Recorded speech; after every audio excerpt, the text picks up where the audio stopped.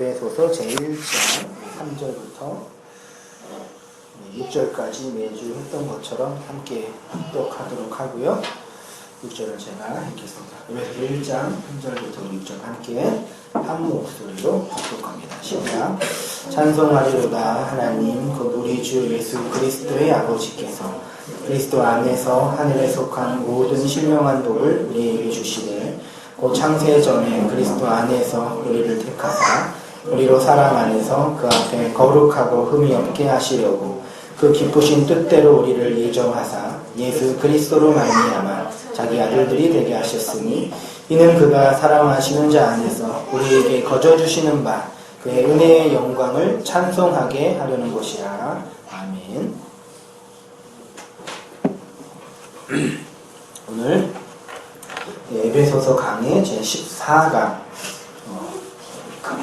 그의 은혜와 영광을 찬송하게 하신 에베소서 1장 6절 말씀 제가 한 번 더 읽겠습니다. 1장 6절입니다. 이는 그가 사랑하시는 자 안에서 우리에게 거저주시는 바 그의 은혜의 영광을 찬송하게 하려는 것이라. 그의 은혜의 영광을 찬송하게 하려는 것이라. 이렇게 말씀 공부하고 나누면서 하나님의 뜻 계시된 말씀을 통해서 단번하는 시간 되기를 바랍니다.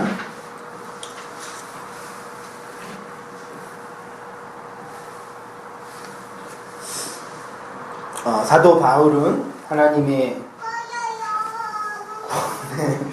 마이크 잘 들리세요? 잘 들려요? 네. 하나님의 구원의 역사를 찬송하고 있죠. 그게 이제 찬송하리로다라는 단어가 율로게토스라는 단어였는데 그것은 그냥 찬양하고 노래하는 것 정도가 아니라 하나님의 은혜의 복음, 구속의 역사를 목도하고 경험한 성도, 교회가 그런 하나님을 찬양할 때, 하나님의 일하심을 찬양할 때 율로게토스라고 이제 고백하게 된다라고 말씀을 나누었죠. 그러니까 그 하나님을 찬양하는 율로게토스는 오직 교회만이 할 수 있는 소중하고 신령한 하늘의 일입니다. 그리고 그 초월의 복을 신령한 것이라고 했고 푸뉴마티코스라고 했는데 그것은 신령한 복이라는 것은 어떤 거냐면 푸뉴마티코스라는 단어 자체가 영, 혼 혹은 말이라는 푸뉴마라는 단어와 어디에 속하다라는 단어의 티코스의 합성어예요. 그러니까 진리에 관한 것, 말에 관한 것으로 그 영이 진리로 말로 담지된 성도의 교회의 영적인 실존을 하늘에 속한 신령한 복, 푸뉴마티코스라고 말씀을 나누었어요. 그리고 그것이 이 땅의 것이 아닌 하늘의 것이고 진리와 생명이신 예수 그리스도를 통해 허락된 것이에요. 이것이 3절의 내용이고 그 다음에 4절에서는 어떻게 되어 있어요? 그 신령한 복이 우리의 역사와 삶 속에 경험되어지고 누려지기 위해서, 즉 영원전에 묵시 속에서 삼위 하나님의 언약적 사역, 세 가지 언약적 사역을 얘기했는데 그것이 창세전 언약, 옛 언약, 새 언약, 그 하나님의 언약적 사역을 통해서 시작된 것이고, 그리고 창세전에 택하시고 예정하셔서 교회를, 성도를, 여러분을 거룩하고 흠이 없게 하시려는 사역으로 우리의 역사 속에서 경험하게 되는 것이라고 얘기했죠. 그리고 5절에서는 그 하나님의 역사 속 실제를 설명하는데 그게 바로 예수 그리스도로 말미암아 자기의 아들들이 되게 하는 것이니 진리이고 말씀으로 오신 예수 그리스도로 우리가 하나님의 아들이 되는 사건, 구원의 내용을 설명하는 것이고 그 원리가 진리로 말미암는 죽음, 그게 이제 뭐라 그랬냐면 무트, 타무트의 죽음, 헬라어로 아나데마의 죽음을 통해서 교회가 비로소 진정으로 하나님의 아들들이 된다라고 얘기했습니다. 이 하나님의 아들들은 자신의 역사 속에서 그 진리를, 말을 영으로 받아들였기 때문에 하나님의 말을 하는 자가 되는 것이고, 이 세상을 온통 거짓과 조작된 것 투성이에서 그 진리의 말을 담지한 교회 성도가 되는 것입니다. 이 세상은 언젠가는 반드시 망하게 되고 사멸하게 되지요. 그것은 우리의 육체도 마찬가지예요. 이 비진리의 세상 속에서 거짓의 영, 거짓된 말이 가득한 세상 속에서 교회는 진리의 말, 하늘의 말을 담지하고 소유한 공동체가 되는 것입니다. 이것이 바로 성도인 교회가 역사 속에서 경험하는 복음의 내용이고 기독교의 본질이라고 말할 수가 있어요. 진리로 말미암아 하나님의 아들이 된 교회가 이 거짓된 말에 사로잡혀 있는 비진리의 세상 속에서 참된 말, 진리의 말, 영의 말을 하게 되면 이 세상은 어떻게 그것을 받아들일까요? 교회가, 성도인 여러분이, 우리 온땅 교회가 여러분이 여러분의 생활과 삶 속에서 이 복음을 알게 된 그 복음의 내용을 진리로 말하게 되면 어떠한 일이 나타날까요? 그 말을 받아들이는 자와 그 말을 거부하는 자들로 나타나게 되지요. 요한복음 5장 24절 한번 보세요. 중요한 말씀이니까. 내가 진실로 진실로 너희에게 이르노니 내 무엇을 말을 듣고 나 보내신 이를 믿는 자는 뭘 얻어요? 영생을 얻었고 심판에 이르지 아니하리니 사망에서 생명으로 옮겨졌느니라 그랬습니다. 본문 보세요. 누가 영생을 얻을 수 있습니까? 누가 하나님의 심판에서 면제를 받을 수 있죠? 누가 생명에서 사망으로 옮겨졌지요? 본문에 어떻게 되어 있어요? 내 말을 듣고 나를 보내신 자를 믿으면 영생을 얻고 심판이 면제된다라고 요한복음 5장 24절이 말씀하고 있습니다. 예수님을 보내신 분은 성부 하나님이시죠. 하나님이 예수님을 이 땅에 보내신 이유는 무엇이겠어요? 하나님의 말을 전하기 위해서예요. 예수님이 이 땅에 오셔서 그 비참한 십자가에서 죽으셨죠. 여러분을 얼마나 사랑하셨으면 그 하나님이신 예수님이 이 땅에 오셔서 그렇게 비참하게 죽으셨겠습니까? 그러니까 그 하나님의 사랑을 거부하지 마시고 그 사랑을 깊이 받아들여서 하나님의 자녀가 되시기 바랍니다. 이것이 우리가 기본적으로 알고 있는 예수님의 십자가 사건에 대한 기본적인 이해예요. 이러한 심파조로 기독교를 이해해서는 안 돼요. 안 돼요. 예수님의 지상사역, 육체로 오시고 30년 동안의 사적인 사역을 하시고 3년 동안의 공생의 사역을 하시면서 수많은 가난한 자, 병든 자, 고통받는 자들을 구원해 주셨잖아요. 그리고 십자가에서 죽으시고 죄 없으신 그분이 그 비참한 십자가에서 죽으셔서 우리를 향한 하나님의 사랑을 보여주셨는데 우리가 어떻게 그 사랑에 대하여 밋밋하게 반응할 수 있겠습니까?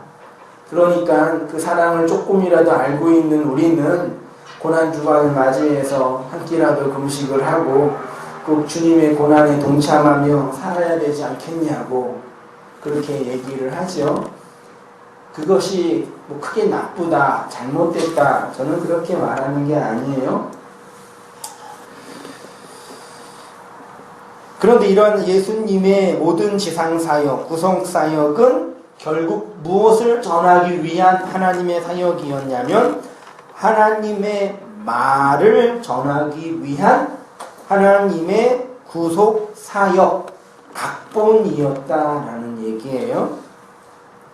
그 말을 우리의 마음속에 넣기 위해서 육체로 죽으시고 영으로 부활하여 영의 말을 우리 안으로 넣어주신 것입니다. 그래서 우리가 그 말을 담지한 그리스도인이 된 것이에요. 그리스도인이 뭐예요?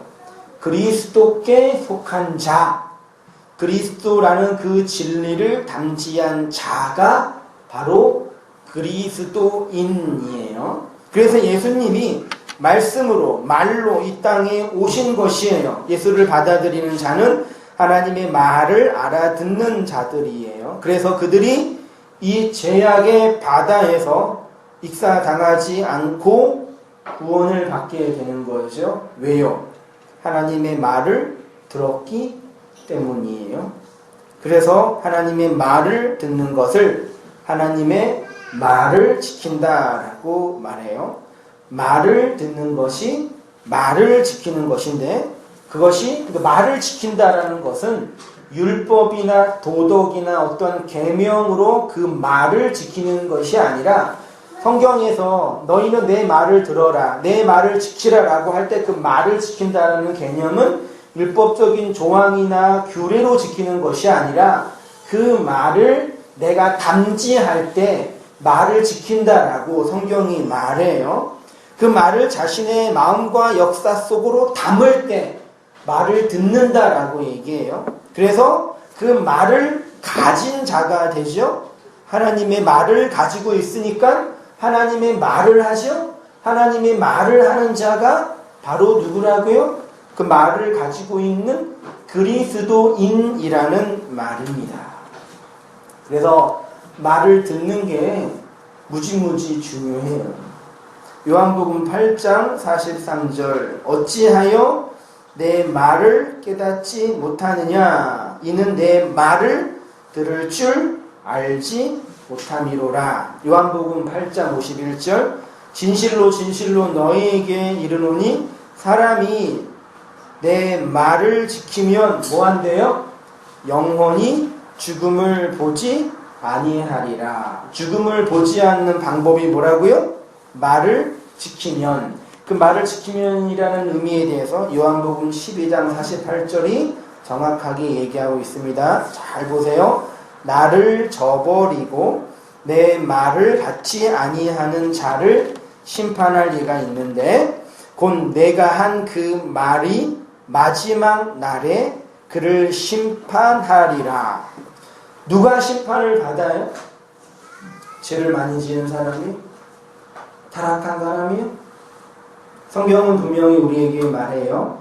나를 저버리고 내 말을 받지 아니한 자, 말을 받지 아니한 자래요. 그 사람이 심판받는데요. 여기 저버리오라는 헬라어가 아테테오라는 단어인데, 아라는 부정 접두어랑 테테오라는 그 단어에서 나왔는데, 이 테테오는 티데미라는 동사에서 나왔어요. 이 티데미가 무엇이냐면 무엇인가를 놓다, 두다, 담다예요. 그러니까 그 말은 하나님의 말을 자신의 마음속에 놓지 않는 사람이 말을 저버린다는 사람이고, 하나님의 말을 담아두지 않는 자가 하나님의 말을 저버리는 사람이에요.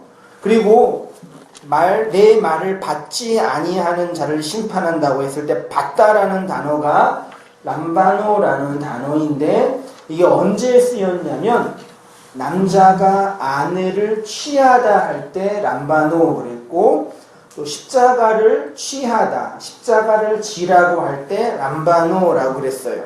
그러니까 그 말은 뭐냐면 그 말이 없는 자가, 그 말을 취하지 않는 자가, 그 말을 담지하지 않는 자, 그게 말을 받지 아니하는 자예요. 바로 그 사람이 십자가를 진다라는 얘기죠. 그리고 그 심판은 하나님이 하지 않고 누가 한대요? 그가 취하지 않은 말, 그가 받아들이지 않는 말이 그를 심판한다고 해요. 그가 취하지 않는 그 말, 그 그가 거부한 그 말이 그를 심판한다고 합니다. 그러면 누가 심판을 받지 않아요? 예수라는 그 하나님의 말을 취하여 담지한 자가 심판을 받지 않는 거죠.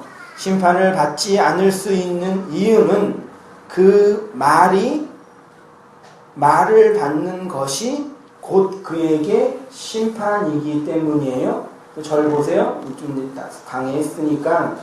그러니까 뭘 말하고 싶냐면 창세전 언약에서 지난주에 3가지 언약을 얘기했었죠. 하나님의 창세전 언약, 옛 언약, 새 언약. 옛 언약은 구약이고 새 언약은 신약이라고 그랬죠. 옛 언약과 새 언약의 차이점은 뭐예요?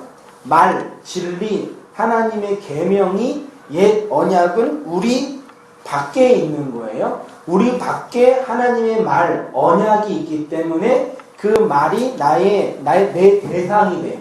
그래서 지켜야 되고 규범으로 삼아야 되는 거예요. 이게 구약이에요. 이 세상에 존재하는 모든 종교는 다 구약이에요. 모든 종교는 다 구약이에요. 수많은 종교, 대표적인 고등 종교가 뭐라고 했어요, 내가? 네, 경전이 있는 종교죠. 경전이 있는 모든 종교는 구약적 사상이 담겨져 있어요. 알겠죠? 그래서 구약은 내 밖에 있는 말, 진리이기 때문에 내가 그것들을 지켜야 되고 규범으로 삼아야 돼요. 근데 인간은 하나님의 말을 지키고 규범으로 삼을 때 그것들을 지킬 수 있어요? 없어요? 못 지켜요. 야고보서의 말에 의하면 100개를 다 지키다가 하나 못 지키면 100개도 못 지킨 거라고 정죄하거든요. 그게 옛 언약이고 모든 종교고 모든 사상이거든요. 근데 새 언약은 뭐예요? 내 밖에 있는 그 말이 어디로? 내 안으로 들어와요.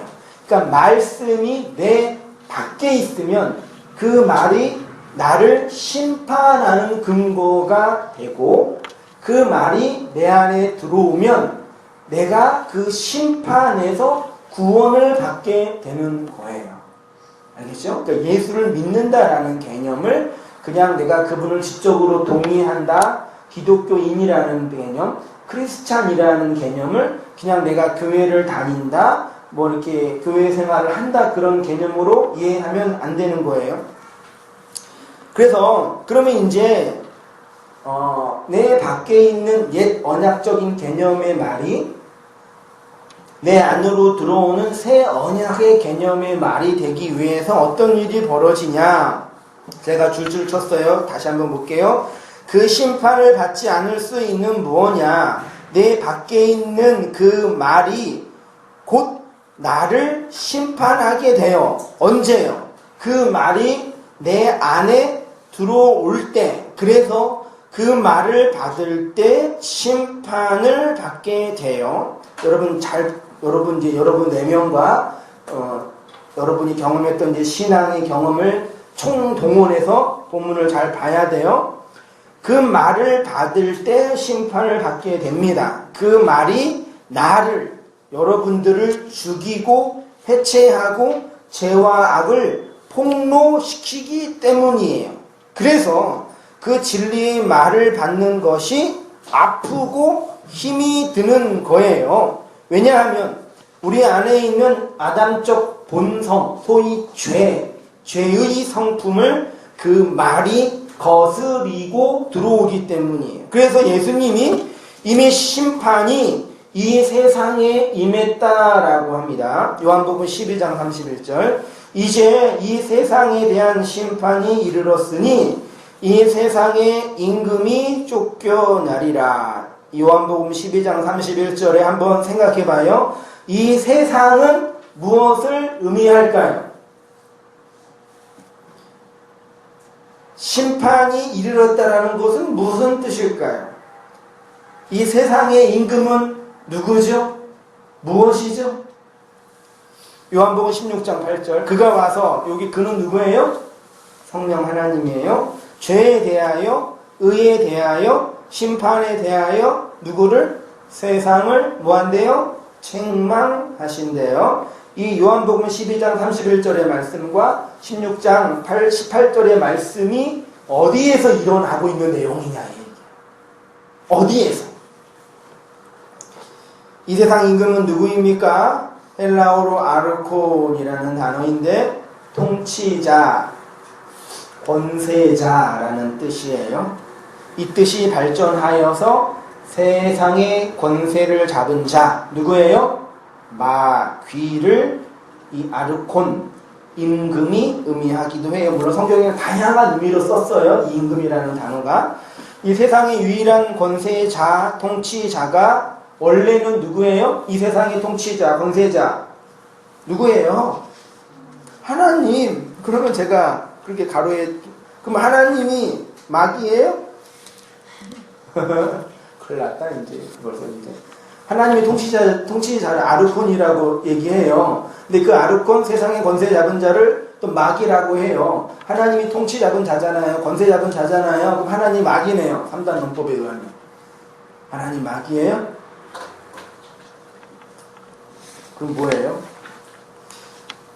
하나님이 마귀가 아니라 하나님이 하나님의 자리에 올라가려고 하는, 올라간 모든 인간이 마귀예요. 여러분 잘 들어야 돼. 돌려도 참고 까딱 잘못 들으면 큰일 나니까 잘 들어야 돼요. 되게 중요하고 요거만 2페이지만이라도 잘 들으셔야 돼요. 하나님의 자리에 올라가려는 죄의 본성을 제가 두 가지로 설명을 했는데 아담의 죄와 가인의 죄라고 얘기했잖아요. 아담의 죄는 선악을 판단하는 주체가 된 인간의 모습을 상징적으로 설명하는 것이었고, 가인의 죄는 선악 판단의 주체를 가지고 자기를 지키고 보호하려는, 자기 성을 쌓는 인간의 그 죄의 본성을, 그러니까 아담과 하와 안에 인간이 가지고 있는 기본적인 죄의 본성이 다 있는 거고, 그건 누구 안에 있어요? 누구 안에요? 제 안에 있어요? 여러분 안에 있는 거예요. 그런데 이 사탄은 그 하나님의 권세, 통치를 대항한 자예요. 그래서 아르콘의 행사, 왕 되고 싶은 욕망이 사탄, 마귀의 것이라고 해요. 그런데 이 아르콘, 왕 되고 싶은 욕망이 어디에 있어요? 내 밖에 있는 것이 아니라 내 안에 있어요. 그 아르콘이 내 안에 있어요. 그래서 그 말이, 진리가 내 안에 들어오면 어떤 일이 벌어져요? 성령이 오면 뭐 한대요? 평안을 준대요?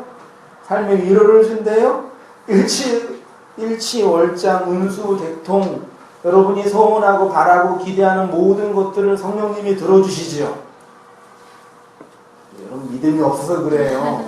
열심히 기도하고 해봐요. 들어주셔요. 이제 안 속네? 성령님이 오셔서 하는 일이 뭐예요? 요한복음 16장 8절에 그가 와서 죄에 대하여, 의에 대하여, 심판에 대하여 세상을 책망해요. 그가 오셔서 이 세상이 이미 심판을 받았는데 그 심판의 내용이 뭐예요? 우리 안에 있는 아르콘적인 욕망이 쫓겨가는 거예요. 그게 죄와 의와 심판에 대한 하나님의 책망이에요. 그러면 성령이 오면 우리 안에 있는 임금, 아르콘, 사탄적 욕망, 왕 되고 싶은 마음, 선악 판단을 가지고 자기를 지키려는 모든 욕망이 쫓겨가는 거예요. 그게 심판이에요. 그러면 됐죠? 그래서 성령이 오시면 죄에 대하여, 의에 대하여 세상을, 여러분을 심판하는 거예요. 그 심판을 성도가 항상 받지요. 여러분 받아요, 안 받아요? 이 심판 뭔지 알겠죠? 내 밖에 있는 진리가 내 안에 들어와요. 성령으로, 영으로. 그럼 내 안에 있는 임금 되고 싶은 욕망 있지요? 나만 있어요? 있지요? 그게 공격을 당하는 거예요. 그때 심판이 일어나요. 여러분 그거 있어요, 없어요? 있어요, 없어요? 여러분 그거 없으면 여러분 불신자예요. 그거 없으면 신자만 경험하는 복음의 내용이에요. 신자만, 오직 신자만, 오직 하나님의 백성만, 하나님의 말이 내 안에 들어와 내 안에 있는 악마적 욕망, 임금 되고 싶은 욕망, 사탄적 욕망, 그것을 끊임없이 우리의 본성이 일어나요. 죽을 때까지 일어나, 어쩔 수 없어요. 일어나는데 세상 사람들은 그것에 대한 공격을 당하지 않아요. 공격을 절대 안 당해요. 근데 하나님의 백성만 하나님이 말씀으로 우리 안에 있는 왕 되고 싶은 욕망, 아르콘적 욕망을 죄에 대하여, 의에 대하여, 심판에 대하여 책망해요. 그래서 성도만 그 심판을 역사 속에서 경험해요. 그리고 그래서 성도는 항상 그 심판을 받아요. 그 심판을 역사를 통해 계속 받다가 나중에 뭐예요? 죽어요. 그래서 하나님이 성도의 죽음을 귀하게 보셔요. 하나님의 백성을 이러한 역사의 과정을 통해서 만들고 마지막에 죽음을 통해서 완성하시기 때문이죠. 신자는, 하나님의 백성은 하나님의 말을 듣고 그 말로 말미암아 내 안에 일어나는 이 아르콘적인 욕망들이 깨트려지고 죽어지는 경험들을 계속해요. 제가 그 표현을 뭐라 그랬어요? 뭐 자기 깨어짐, 회심, 회개, 돌이킴, 뭐 다양한 용어로 설명했는데 핵심은 그거 하나예요. 그런데 불신자는 그러면 언제 심판을 받을까요? 이러한 경험은 오직 신자만 한다고 한다면 불신자는 그러면 언제 심판을 받죠? 이 세상에서 심판 받아요, 안 받아요? 안 받아요? 억울해요?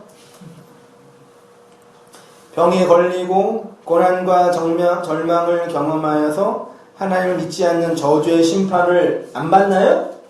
그런 얘기 많이 들었는데 저기 뭐 인도네시아나 이런 필리핀이나 이렇게 뭐 지진이 많이 일어날 때, 일본 지진이 많이 일어날 때 목사님들이 뭐라 그러는지 알아요? 무상을 많이 성경을 쓰고 하나님 심판하는 거라고. 여기 있는 금남교회 그 담임 목사님은 11조 안 하면 병 걸리고 사업 망한다고. 직접 설교를 해서 그렇게 해서 돈이 많이 거치는 것 같아요.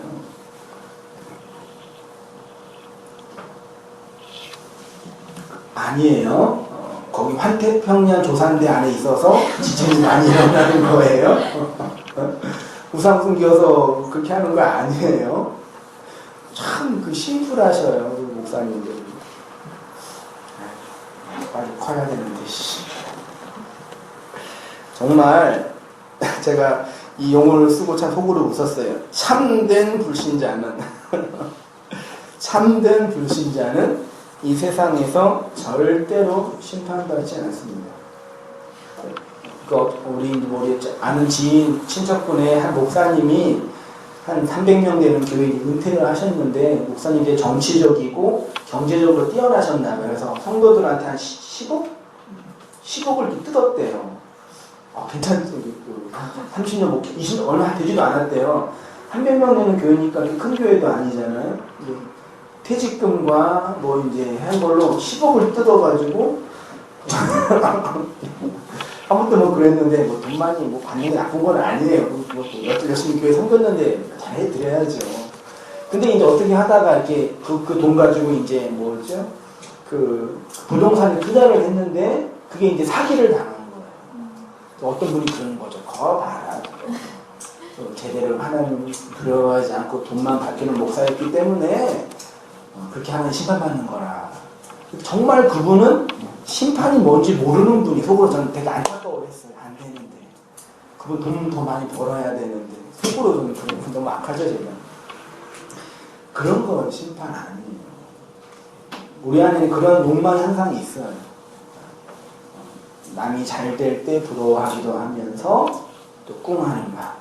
남이 안 될 때 슬퍼하면서도 다행인 마음. 이게 우리한테 양면에 있단 말이에요. 참된 불신자는 이 세상에서 절대로 심판받지 않습니다. 그들은 절대로 이 세상에서 죄에 대하여, 의에 대하여, 심판에 대하여 책망받지 않습니다. 왜냐하면 그들에겐 영의 말, 진리의 말이 없기 때문이에요. 그들이 인생을 허비해서 고생할 수 있어요. 고통받을 수 있어요. 병 때문에 관계가 깨트려져서 정말 고생할 수 있어요. 근데 그 고생은 그냥 고생이에요. 하나님의 준엄한 심판이 아니에요. 성령이 들어와서, 말로 들어와서 죄에 대하여, 의에 대하여, 심판에 대하여 책망하는, 자신들 안에 있는 아르콘적 욕망이 깨트려지는 그런 심판은 아니에요. 그냥 생고생이에요. 그건 마치 감각이 없는, 영혼이 없는 강아지가 자신의 존재와 자아 때문에 우울증에 걸리고 고민을 하지 않는 것과 똑같아요. 오늘은 내가 너무 사료를 많이 먹어서 마음이 좀 쓸쓸해. 살이 좀 쪘네. 내일은 좀 덜 먹자. 그래요, 강아지가요? 오늘 우리 주인이 좀 기분이 나쁘니까 좀 내가 조용히 있어야지. 고민해요? 왜 이렇게 인생이 고단하고 힘들어? 우리 내가 주인 잘못 만나가지고 생고생을. 걔가 그래요? 걔는 안 그래요. 왜요? 영혼이 없기 때문에. 그런 것처럼 불신자에게는 하나님의 영, 진리, 말, 르하으라는 하나님의 생기가 없어요. 그냥 인간의 보편성만 있어요. 그게 없기 때문에 이 진리로 말미암는 고뇌, 심판을 느끼지 못해요.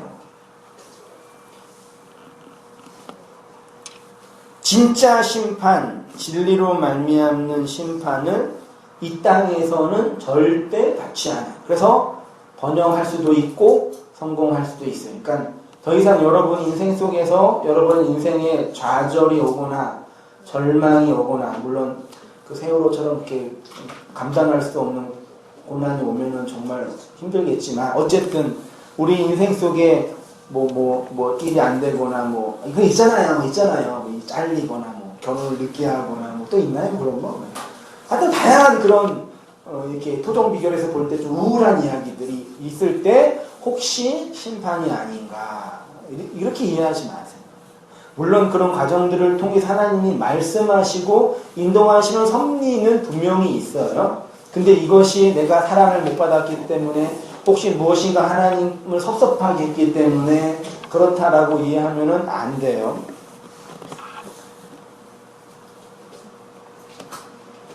불신자는 하나님의 말, 진리의 말 때문에 책망을 받지 않아요.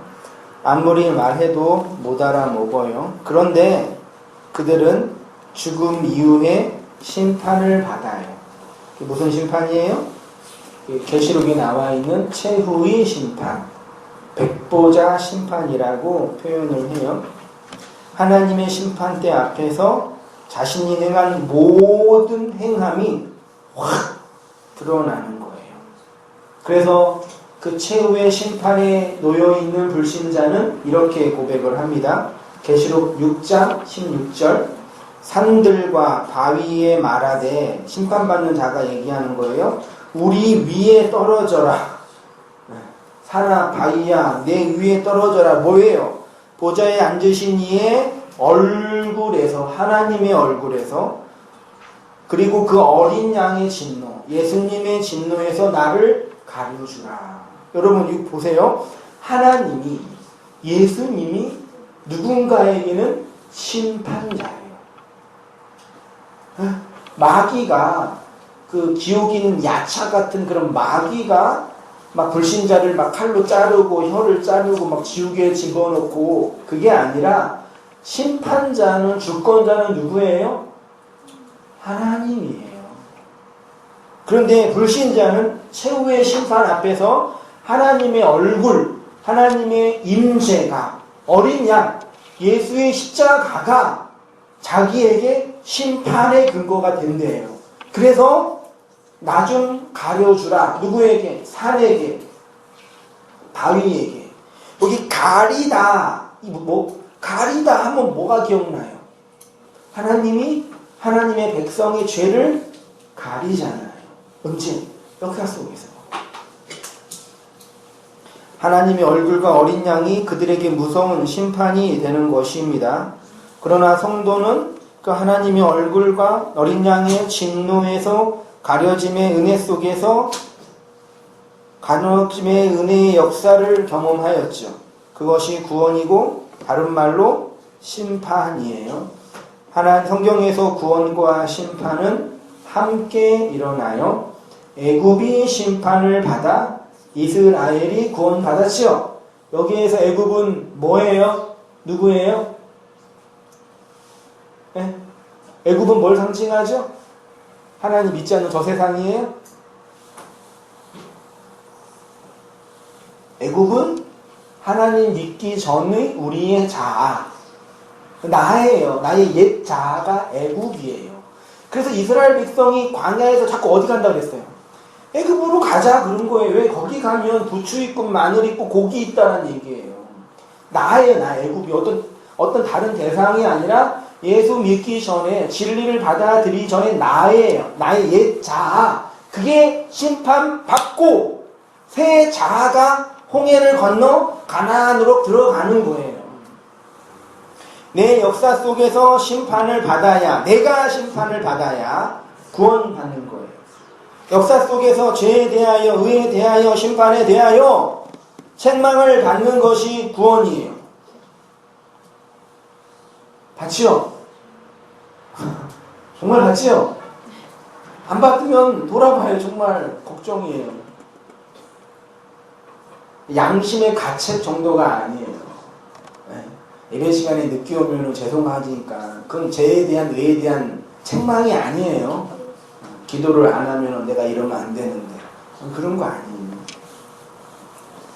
그러나 역사 속에서 심판을 받지 못하는 자는 영원 속에서 하나님의 준엄한 심판을 받아요. 계시록 20장 4절.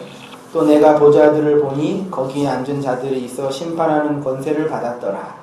또 내가 보니 예수를 증언함과 한번 나누었죠. 하나님의 말씀 때문에 목배임을 당한 장한 자들의 영혼들, 이게 성도가 역사 속에서 경험하는 심판의 내용이에요.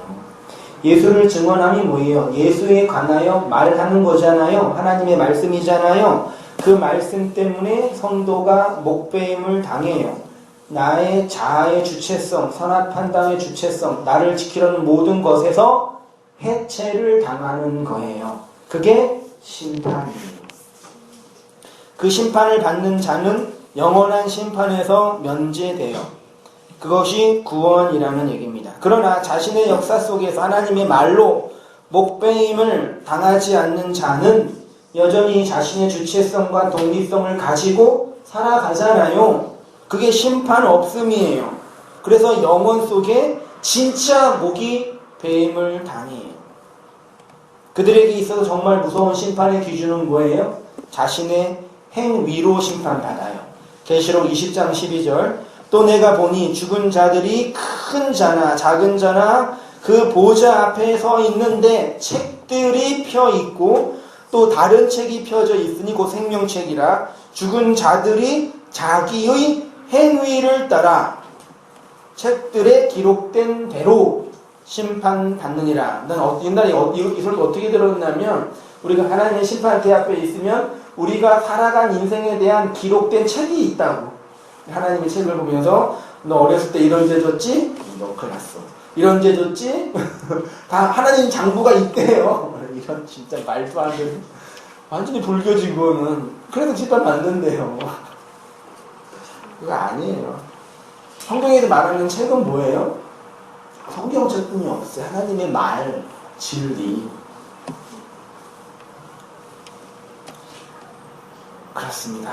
그래서 하나님의 백성은 하나님의 말을 하는 자로 역사 속에서 이미 심판을 받고 그 심판이 무엇인지 알기 때문에 역사 속에서 타자와 이웃을 향하여 말을 하는 자가 되죠.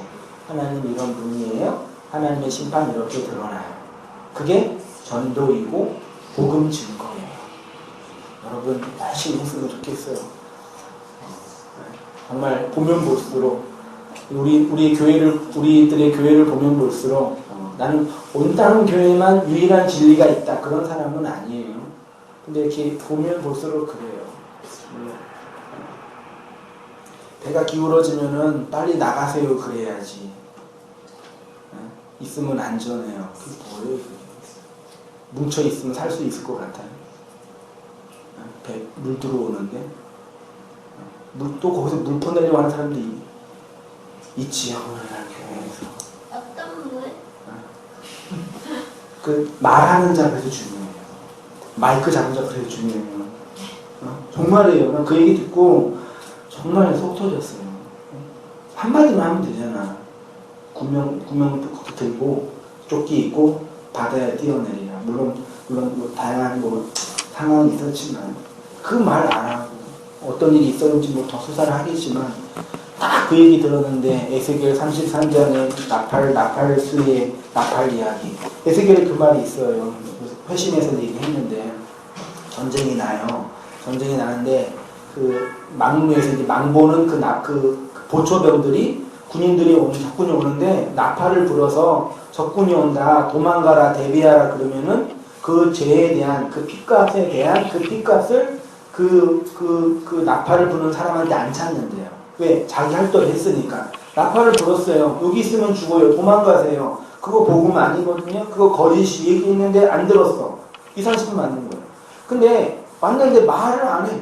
괜찮네. 할만하네. 버텨보세요. 나중에 그 핏값을 나팔을 불지 않은 그 상을 받는데요. 그게 인자라고 표현되거든요. 근데 교회가 무슨 일을 하는 곳이겠어요? 목사가 뭐 하는 사람이에요? 축복해주는 사람이에요? 기도해주는 사람이에요? 물론 기도도 하고 축복도 해야 되지만 말하는 사람이에요. 그래서 교사잖아요. 그렇죠? 여러분도 마찬가지. 우리도 마찬가지. 어떤 교회도 뭐예요? 말하는 거예요. 여러분도 말해야 돼요. 말.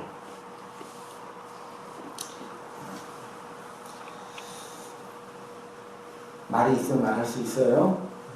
말하세요? 네? 듣든지 아니 듣든지 말하세요.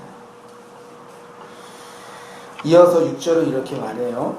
6절 할게요. 이는 그가 사랑하시는 자 안에서 우리에게 거저 주시는 바 그의 은혜의 영광을 찬송하게 하려는 것이라.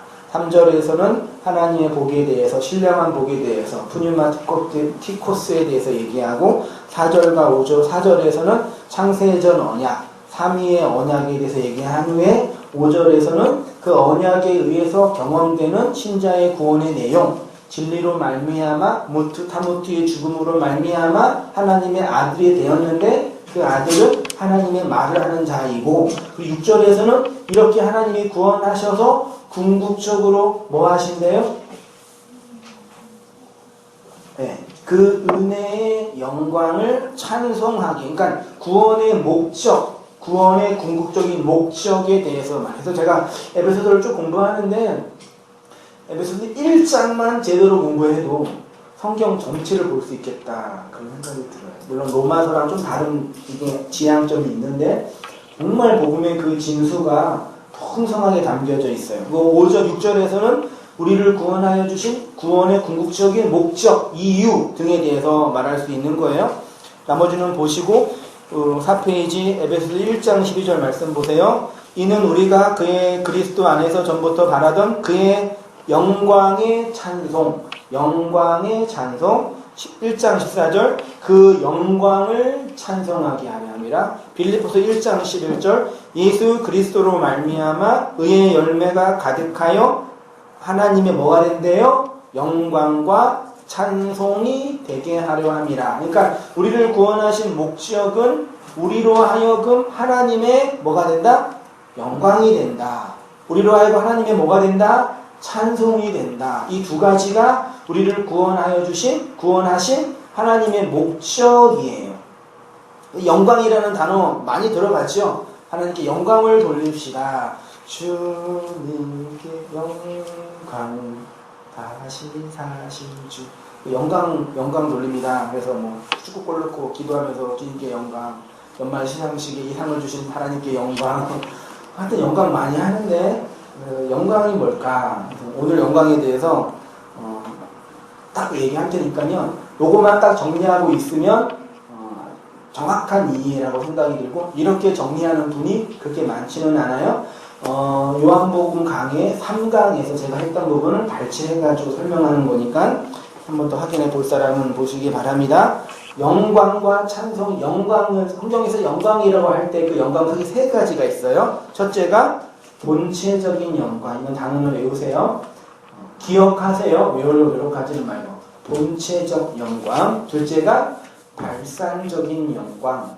세 번째가 효과적인 영광. 성경이 말하는 영광은 이 세 가지 구도를 가지고 우리에게 설명하고 있어요. 본체적 영광이라는 것은 다른 피조물과는 비교할 수 없는 하나님 안에 있는 신적인 탁월성이에요. 하나님의 본질적 속성이에요. 그것이 외적인 탁월성 보이나요? 밑에서 두 번째 줄에 네모 박스 하세요. 두 번째가 내적인 완전성이라고 해요. 여러분 루이스 볼컵의 교리 조지신학책 산 사람 샀어요? 샀어요? 두꺼운 걸로? 샀대요. 우리 집에 있어요. 니네 아빠는 못 살 거지 당연히. 기독교 강의 산 사람 샀어요? 아직 안 샀어요? 샀어요? 한 권만. 웨인 그루덴의 조지신학책 산 사람. 내가 읽었다 말 안 해본 이유가 기억하네. 집에 있어요. 안 샀죠? 루이스 볼컵, 웨인 그루덴, 기독교 강의 이 세 권은 사두어서 세 권만, 세 세트만 사도 한 20만 원일 것 같네. 15만 원? 네. 책장에 다 저장해 놓고, 보관해 놓으면은, 주님께서 축복해 주실 것이라고. 그러니까 일단 그 책에 이제 나와 있는, 교리책에 나와 있는 건데, 여러분 공부하다가 단어나 그렇게 이해가 안 되면 사전 보잖아요. 그게 그런 복음, 성경 사전이 사실은 조지신학책과 성경신학책이. 알겠죠? 성경은 성경만 봐서는 이해 못해요.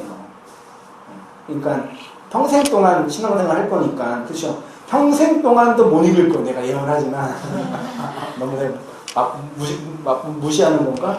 평생 동안 못 볼 거예요. 그렇지만 사두어서 이렇게 부분으로 거기 교리책 안에 실론 부분에 하나님의 성품과 속성에 관한 이야기가 있거든요.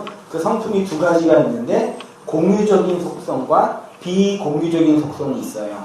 비공유적인 속성은 피조물과 공유할 수 없는 성품. 예를 들어서 하나님의 전능하심, 완전하심, 무소부재하심, 현재하심, 무한하심, 시간과 공간에 얽매이지 않으심. 이게 하나님의 비공유적 속성이에요. 아무리 우리가 하나님과 친해도 하나님과 깊은 관계가 있어도 이런 하나님의 성품은 근접할 수가 없지요. 그게 하나님의 비공유적 속성인데 그것을 외적인 탁월성이라고 설명을 해요. 두 번째 내적인 완전성은 뭐냐면 공유적 속성이에요. 공유라는 얘기는 공유할 수 있는 거잖아요. 누구와? 피조물과. 누가? 특히 인간과. 특별히 영혼을 담지한 성도들과 공유되는 성품. 진실함, 사랑, 자비, 온유. 갈라디아서 5장 22절에 성령의 8가지 열매와 같은 하나님의 성품을 우리가 경험하는 거죠. 아니 인간 안에 하나님의 형상과 모양이 있어서 이러한 하나님의 성품을 담지해서 고통이 있을 때 같이 고통스러워하고 사랑이 뭔지 알고 인애가 뭔지 알고 자비가 뭔지 알죠. 물론 다 사적인 사랑과 욕망이 흘러나오지만 하나님의 성품을 담지해요. 이것이 내적인 완전성이라고 얘기해요. 그렇게 하나님만 가지고 계신 하나님의 본질, 하나님의 속성을 하나님의 본체적인 영광이다라고 정리하면 돼요. 시편 29편 3절에 여호와의 소리가 무리에 있도다. 영광의 하나님이 내성을 바라시니 여호와의 소리가 뭐예요? 말이에요. 그 말을 문자로 그린 것이 글이에요. 성경은 하나님의 소리를 문자로 그린 거예요. 문자로 그렸는데 이 인간들이 이해 못하니까 그 말, 소리의 실체인 누가 왔어요? 말씀이신 예수가 온 거예요. 그 여호와의 소리가 물 위에 있도다. 영광의 하나님.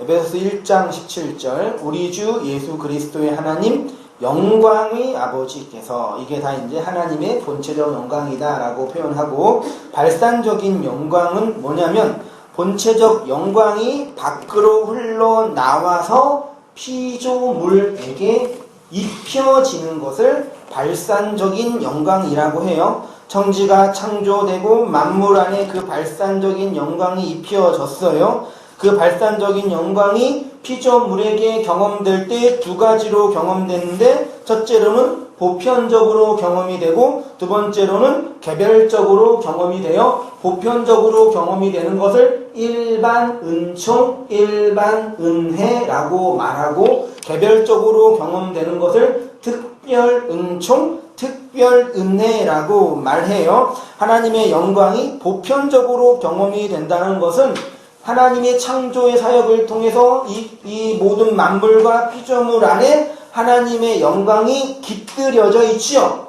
그래서 우리 아주 넓은 땅을 보거나, 내가 여행을 안 갔다 와서 사실적으로 말을 못 하겠네. 아주 넓은 바다를 보거나 밤하늘의 별을 보면은 하나님이 계시다 그러죠. 여행 좋아하는 사람 그러죠. 산을 볼 때 진짜 하나님이 살아계시다. 그게 하나님의 영광이 피조물 안에 내재되어 있다라고, 그게 이제 보편적으로 경험된다라고 얘기해요. 시편 8편 1편에 그런 얘기가 1절에 있습니다. 여호와 우리 주여, 주의 이름이 온 땅에 어찌 그리 아름다운지요. 주의 영광을 하늘에 주셨나이다. 주의 영광이 하늘에 있대. 주의 대적을 인하여 어린아이와 젖먹이의 입으로 말미암아 권능을 세우시며, 이는 원수와 보호자로 잠잠케 하려 하심이라. 주의 손가락으로 만드신 하늘, 주의 베풀어 주신 별, 내가 보니 여호와 우리 주여, 주의 이름이 온 땅에 가득하나이다. 이 피조된 세계를 보면서 하나님을 감지해내는 것, 이게 그 얘기고, 근데 발산적 영광의 그 개별적인 경험이 이제 중요한데, 피조물들은 자연과 우주 만물에 나타나는 하나님의 능력과 성품과 지혜를 보편적으로 경험할 수가 있어요. 그러나 타락한 인간의 타락으로 인해서 만물 안에 하나님의 흔적만 남아 있죠. 그래서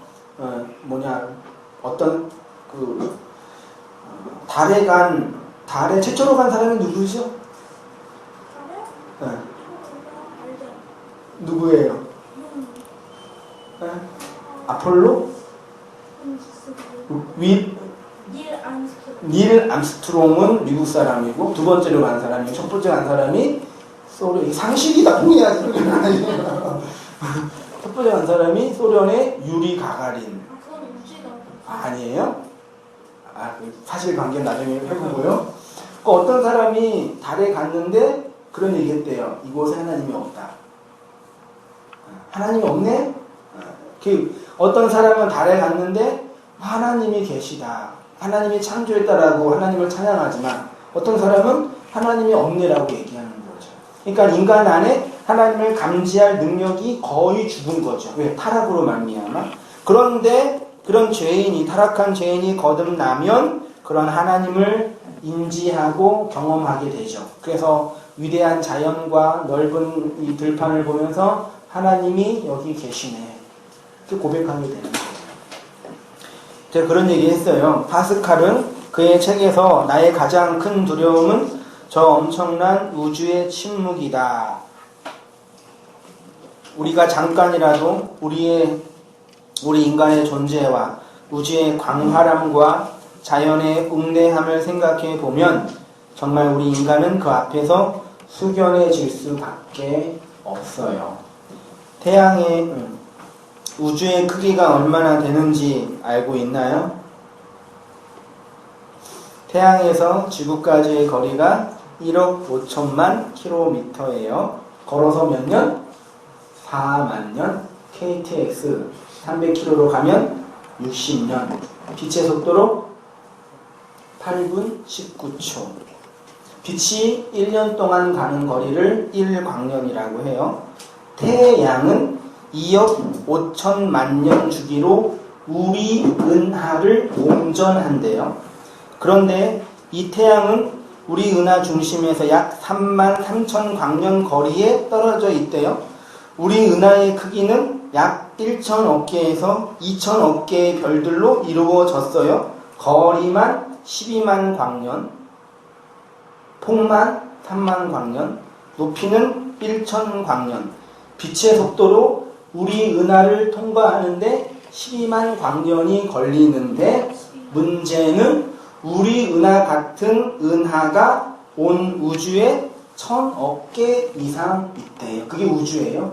더 큰 문제는 그 우주가 지금도 초당 수천 킬로씩 팽창하고 있대요. 여러분, 하나님이 이런 우주를 말씀으로 창조하셨다는 것을 믿나요? 아니요. 안 믿어요? 깜짝이야. 거듭난 성도만 밤하늘의 별과 태양을 보면서 하나님의 능력과 지혜를 조금이나마 추측할 수가 있어요. 그래서 하나님이 만드신 이 세상을 보면서 우리는 정말 하나님의 영광과 위엄 앞에 찬송할 수밖에 없구나. 정말 나는 벌레이고 먼지이고 아무것도 아니구나를 자각하게 되는 거죠. 하나님이 이러한 발산적인 영광을 우리가 개별적으로 경험하게 되는데, 편재하시는 하나님, 무소부재하시는 하나님, 특정한 장소와 특정한 사람들에게 임재하시는 하나님이 있는데, 그것을 발산적 영광에 대한 개별적인 경험이라고 그냥 어렵게 붙였고, 제가 기독론적인 경험, 그것도 힘들면 회심, 영적인 변화, 각성, 그게 발산적 영광에 대한 개별적인 경험이에요. 아까 맨 처음에 제가 말씀드렸던 것처럼 죄에 대하여, 의에 대하여, 심판에 대하여, 진리가, 말이 나를 책망할 때 이러한 하나님의 임재에 대한 경험을 하는 거예요. 그러니까 신자, 복음을 감지한 자, 하나님의 말을 영으로 감지한 자는 온 우주를 공부하지 않아도 하나님을 발견하고 체험하고 소유하게 되는 거예요. 왜? 온 우주의 창조주이신 그 하나님이 말로 진리로 내 안에 들어와 나를 장악하고 새롭게 하고 변화시켰기 때문이에요. 엄밀한 의미에서 성경을 다 몰라도 되고 상식과 우주에 대한 지혜가 없어도 이 발산적 영광에 대한 개별적인 경험, 영적인 각성, 심령의 변화, 회심의 경험이 있으면 그 하나님을 감지한 신자가, 그래서 구원받는 거. 이사야 6장 5절, 서로 청하여 가로되 거룩하다 거룩하다 만군의 여호와여, 주의 영광이 온 땅에 충만하도다. 그렇죠? 이같이 청하는 자의 소리를 인하여 문 지방의 터가 요동하며 집에 연기가 충만한지라. 그때 내가 말하되 화로다 나여 망하게 되었도다. 성도, 하나님의 백성, 선지자가 성전 안에서 하나님의 영광의 임재를 경험했는데, 우와 대박인데? 그래요?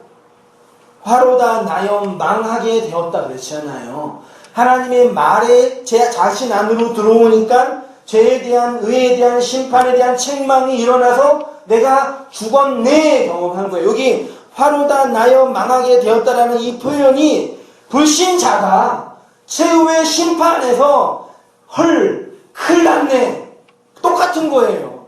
그러니까 이사야 선지자가 성전 안에서 불신자가 하나님의 최후의 심판 앞에서 경험할 때 그 고통, 그 놀람, 그 처절한 고백을 미리 하는 거예요. 천국에, 지옥에 가지 않는 방법 뭔지 알아요? 왜요? 독감에 걸리지 않는 방법 뭐예요? 마스크 쓰고 주사 맞고. 주사 맞는 게 뭐예요? 백신이 뭐예요? 독감 바이러스를 미리 맞는 거예요. 내 몸에 약한 독감 바이러스를 집어넣어서 그 저항력을 높이는 게 그게 예방주사예요. 난 어렸을 때 예방주사라 그래서 내 몸 예방주사 맞으면은 병균이 못 들어오게 맞는 건지 알았는데 나중에 이제 그 의학 지식을 좀 배우니까 뭐 배운 것도 아니지만 미리 독감 병원균을 집어넣는 거래요. 그게 예방이에요. 그래서 독감 주사 맞으면 잘못하면 독감 걸려요. 아주 이해되죠? 똑같아요. 모든 것에 진리가 다 있다니까. 지옥이 안 가는 방법 뭐예요? 그래요. 지옥 바이러스를 미리 받으면 되는 거예요. 그게 지옥 안 가는 거예요. 그래서 신자가 역사 속에서 하나님의 말씀으로 심판을 역사 속에서 이 생활 속에서 경험하는 거예요. 그게 지옥 바이러스를 미리 경험하는 거예요. 그래요? 맞았어요? 제가 확인해야 되나요? 좀 맞아야 눌러줘야 되는데 내가 잘 못해가지고. 다 있어요? 있어요?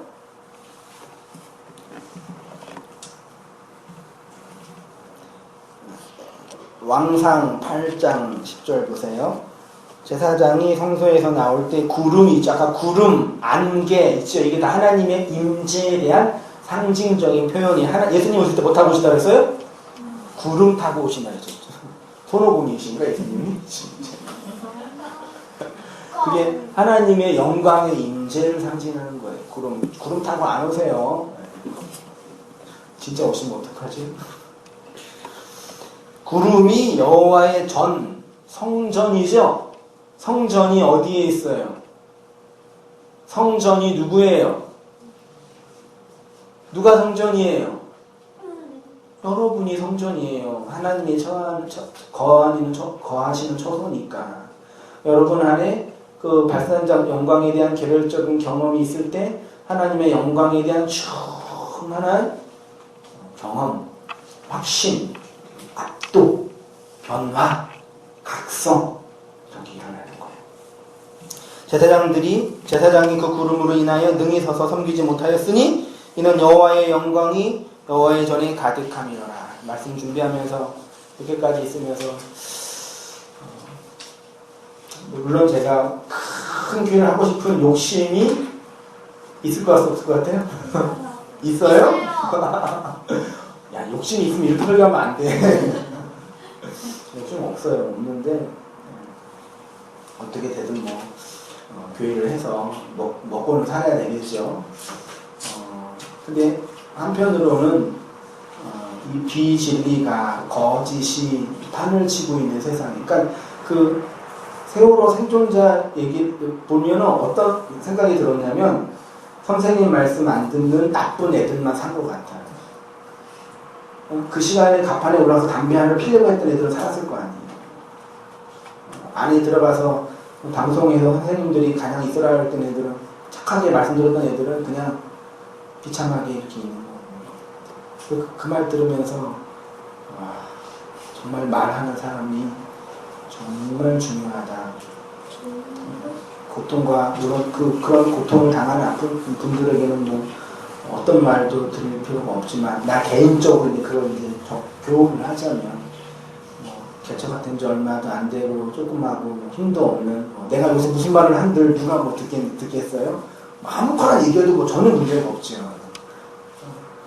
그렇지만 정말 진리를 말해야 되고 누군가는 말해야 되고 또 나처럼 그런 동역자들이 많이 세워져서 잘못된 규범과 율법으로 안에 두고 있는 이게 안 된다 생각이 좀 들었어요. 그러려면 뭐가 있어야 돼요? 우리 안에, 내 안에 하나님의 영광의 임재에 대한 풍성한 경험이 충만해야 돼요.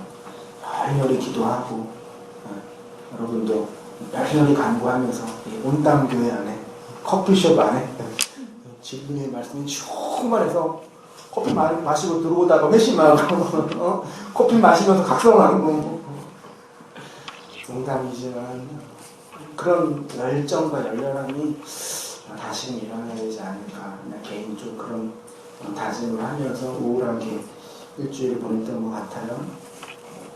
여러분도 그런 다짐을 하면서 있으면 좋겠어요. 세 번째로 효과적 영광이라는 것은 발상적 영광의 개별적으로 경험한 사람에게서 나오는 하나님의 영광을 위해 살고자 하는 행위나 갈망. 지금 내가 얘기했죠, 여러분에게요.